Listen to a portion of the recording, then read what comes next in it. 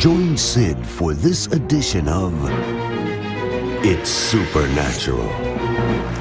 Le déclin rapide d'Israël et des États-Unis est dû à la résurgence d'une ancienne entité maléfique. Cela affecte votre famille, votre santé et votre destin. Il est temps pour vous de l'identifier et de le démanteler facilement. Supernatural.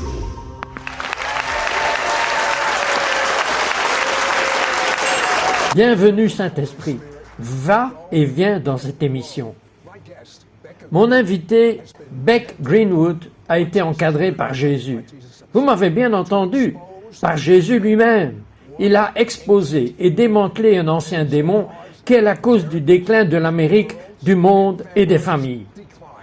Parlez-nous un peu de vous et de ce sujet que très peu de gens comprennent, la Reine du Ciel.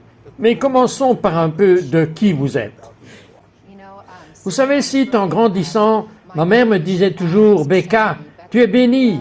Le Seigneur a un appel spécial et un destin sur ta vie. » Et mon père, Ronnie, avait l'habitude de chanter cette merveilleuse chanson pour moi, Sid, quand je grandissais, pour ma sœur et moi, tous les soirs. Alors mon père chantait cette chanson intitulée « Faraway Place » avec des noms étranges, comme si elle parlait des nations et qu'elle préparait vraiment mon chemin dans l'appel que j'avais pour les nations du monde. Et c'était en 1990 et j'ai eu une belle rencontre avec le Saint-Esprit. Et dans cette rencontre, il m'a emmené dans une vision et dans cette vision, j'ai été élevé juste un petit peu. Ce n'était pas comme une scène, je me tenais juste sur la petite plateforme pour pouvoir voir. Et il y avait tous ces hommes, ces femmes et des enfants d'âges différents, de nations différentes, de races différentes, et je tendais la main dans cette vision, et je touchais leurs mains. Et je lui ai demandé, j'ai dit, Jésus, qu'est-ce que cela signifie? Il a dit, Becca, seras-tu responsable des âmes que je t'ai assignées? Et alors j'ai répondu et je lui ai dit, Jésus, apprends-moi comment faire. Ce qui a commencé toute une chaîne d'événements surnaturels. Et ce lieu profond de prière et d'intercession a commencé à s'éveiller en moi. C'était en 1994. Et le Seigneur a commencé à me réveiller au milieu de la nuit, de minuit à 3 heures du matin, généralement, lorsque j'étais sur le mur en intercession dans les nations. Donc en 1994, il y a eu une période de 3 semaines. Et pendant ce temps-ci, il m'a réveillé et il a commencé à me tourner vers les Écritures, comme dans Jérémie 7, où il est question des enfants qui ramassent du bois, des pères qui allument le feu et des femmes qui ont besoin de pâtes pour faire des pains pour la Reine du Ciel et pour verser des libations à d'autres dieux. Puis il m'a fait me tourner vers Jérémie 44, où Jérémie prophétise. Et il commence à dire dans Jérémie 44, verset 16, « Quant à la parole du Seigneur, nous ne t'écouterons pas. Nous continuerons à faire des gâteaux et des offrandes à la Reine du Ciel. » Et j'ai demandé au Seigneur, « Pourquoi me montres-tu cela ?» Il a dit, « Tu es appelé dans les nations pour prier contre la Reine du Ciel, pour voir ses plans vaincus, détruits, renversés, conquis et détrônés. C'est ta vocation. Tu seras envoyé dans 2 nations pour lutter contre elles et pour avoir la victoire sur elles. » Le mot hébreu pour reine est Meleket, et cela signifie en fait une dirigeante femelle, une chef gouvernementale d'un royaume. Donc, lorsque nous lisons à propos de cette reine du ciel dans les Écritures et de toutes ses différentes formes comme Astarté, Ashéra, nous allons même parler d'une d'entre elles ici dans un petit instant à propos de Lilith. Mais de toutes ces différentes formes, c'est comme la structure de la Reine du Ciel, différents noms et manifestations. Et donc ce qui s'est passé, c'est que dans la culture ancienne, même au long de l'histoire et du temps, cette principauté démoniaque s'est enracinée dans la culture. Elle a littéralement affecté l'industrie de l'avortement, elle a affecté les gouvernements, elle a même affecté l'agenda homosexuel, elle a affecté les arts et les divertissements, alors elle a affecté les médias, elle a affecté la littérature. Je crois donc qu'il est si important pour nous de garder les yeux ouverts pour comprendre ce contre quoi nous luttons. Et quand nous péchons et que les gens pêchent et qu'ils commencent à s'aligner sur ce péché à plusieurs reprises, cela donne du pouvoir à ces principautés démoniaques là où elles sont capables d'avoir une influence sur la culture et sur les gens. Et la bonne nouvelle est qu'avant même d'aller plus loin, la bonne nouvelle est que nous sommes appelés et choisis pour vaincre avec lui et de voir ces principautés vaincues. Maintenant, je peux comprendre qu'à l'époque, lorsque Dieu vous a dit que votre ministère est de voir ces choses vaincues, vous n'étiez pas particulièrement excité. Mais maintenant, cela fait plus de 30 ans. Que pouvez-vous dire que Dieu a fait de vous en conséquence? 14 ans plus tard, nous avons eu des gens libérés de l'oppression démoniaque. Nous avons vu des gens libérés des esprits de mort qui sont attachés à ces entités. Nous avons vu des villes, des régions et des nations libérées. Lorsque nous avons prié, nous avons vu des cliniques d'avortement fermées. Nous avons vu la législation passer à la justice. Voyez-vous, je crois que le Seigneur veut que nous sachions ces choses afin que nous puissions marcher dans l'autorité qu'il nous a donnée de voir tout cela renversé dans la culture. Très vite, vous êtes face à la rencontre avec Jésus en 2023. Oui, nous étions en intercession, nous étions 10 et nous étions dans ce temps d'intercession de 4 heures pour les nations de la terre. Et ce que je veux dire par intercession, c'est que nous portons un fardeau qu'il veut que nous portions pour les nations. Et tout d'un coup, il y a eu comme ce moment de prise, comme si nous le vivions tous de manière si tangible que cela se manifeste, cabote cette gloire, la Shekinah dans la pièce. Et tout d'un coup, j'ai vu Jésus face à face. Il était juste là. Et puis, lorsque je l'ai vu, c'était comme au travers de l'histoire et à travers du temps. Il m'a montré comment cette entité, cette reine du ciel, s'est établie dans la culture. Comment elle est en guerre contre les saints. Comment elle a causé la mort, comment elle a causé la persécution, comment elle a influencé la culture. Et dans cette rencontre, et je crois que nous en avons même une version audio, il a commencé à me parler. Il a dit, « Tu ne sais pas que ma bataille a toujours été avec elle. » Maintenant, je dois m'arrêter là. Sa bataille est avec d'autres principautés démoniaques et avec Satan lui-même. Mais il nous parlait d'une manière tellement profonde que maintenant est le temps où nous devons faire face à cette reine du ciel et à cette manifestation pour l'avoir vaincue et détrônée. Vous avez enregistré les conversations que vous avez entendues au paradis. Voulez-vous entendre juste un extrait de cette cassette? Écoutons-la maintenant. Don't you see that Herod and Pilate were aligned with her?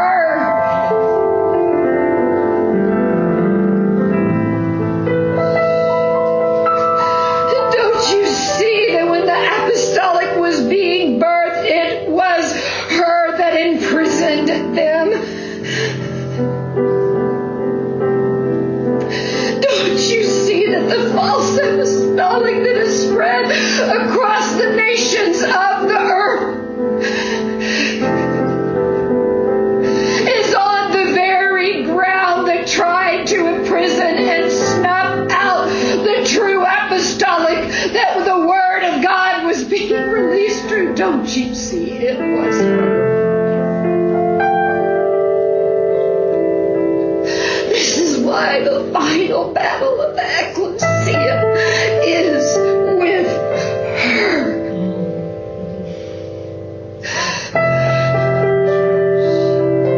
Jesus. We come out of her. Every part of our lines and our bloodlines and our ancestry. We don't sugarcoat it anymore. We come out of her. We come out of her. We come out of her. Oh Lord, any place in our bloodlines. Lord, any place with the 10 of us that are in this room right now that have aligned. Any place for ourselves or our spouses or our family members aligned with her where we've sugarcoated. Lord, we repent and we come out. We come out. We come out. We come out.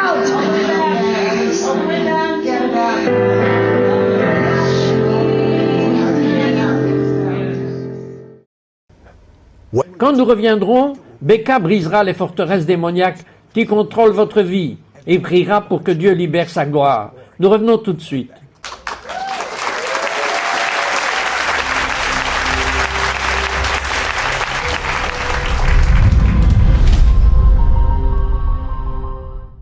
Mes amis, quelque chose c'est terrible, terrible. Je le dis parce que J'ai entendu il y a quelques jours, 2 ou 3 jours, une intervention sur YouTube. Vous pouvez la voir, mais je ne me rappelle plus du titre, où Israël est en train de croire que le Messie est arrivé. Et ils sont des milliers. Je ne me moque pas d'eux parce qu'ils cherchent, mais j'ai trouvé ça terrible. Et ils disent, nous l'avons vu, et ils voient cet homme que je ne connais pas, ils l'embrassent, ils lui embrassent ses mains, ils disent, c'est lui, c'est le Messie, il est arrivé, c'est lui, mais Dieu ne lui a pas encore révélé qu'il était le Messie. Mes amis, quand je parle de ça, c'est pas de la moquerie. Simplement, c'est un cri qui dit à l'Israël d'en bas, arrête de chercher l'Israël d'en haut dans les œuvres d'en bas. C'est pas là que ça se trouve.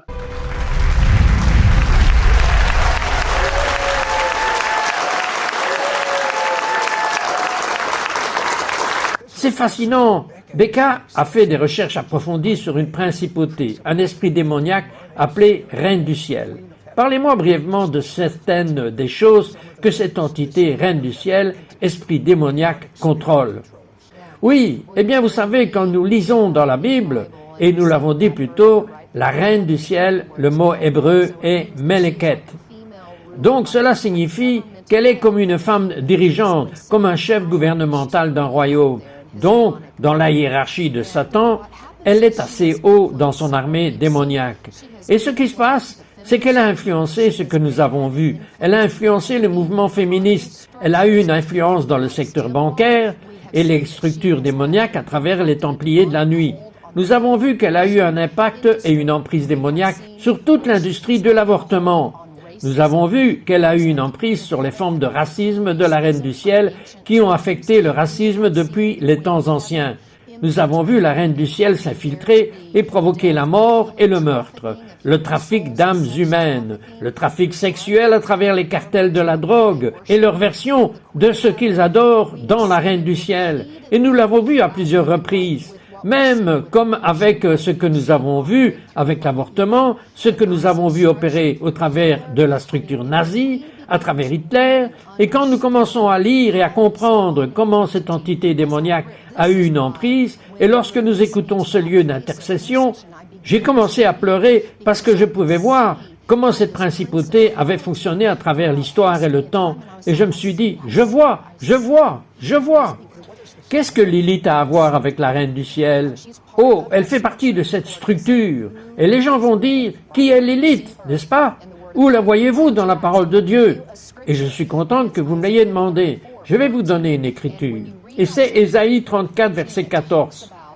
Et quand vous lisez Ésaïe 34, verset 14, il parle d'une entité. Nous pensons que c'est juste comme un animal ou un oiseau, mais il y est parlé de cri strident de la nuit. Certaines traductions disent sorcière de la nuit. Et il parle du jugement du Seigneur contre ces principautés. Elle représente toute une principauté. Donc cette sorcière de la nuit qui crie, quand vous cherchez le mot hébreu, c'est Lélim, qui en anglais serait Lilith. Et c'est une ancienne principauté qui vient de Babylone. Il l'adorait à Babylone au travers de pratiques mystiques occultes. Puis cela a traversé le temps et l'histoire à travers des pratiques de relations publiques, mystiques, occultes. Ils ont dit que cette entité les conduirait à la sorcellerie. Elle tue des enfants.